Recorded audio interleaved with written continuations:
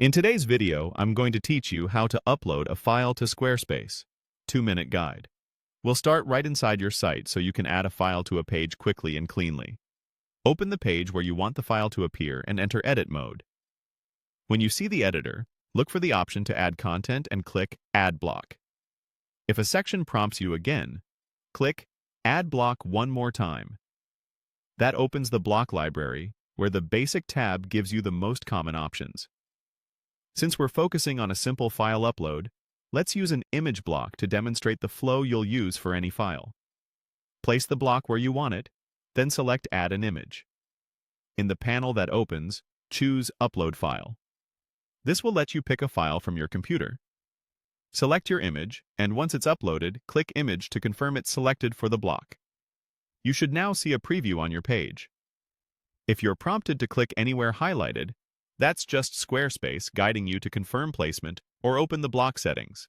Go ahead and follow those prompts. With the image on the page, use the settings to fine-tune the display. You can adjust the design, cropping, and focal point inside the block's options.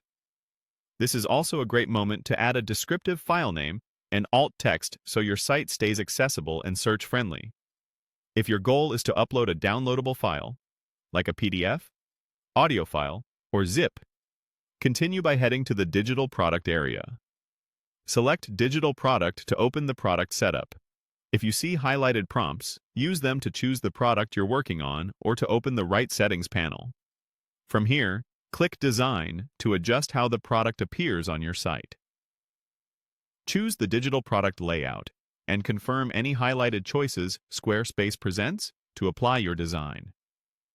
This keeps your file easy to find and consistent with your site's look. When everything looks good, click Save. That locks in your upload and any design changes.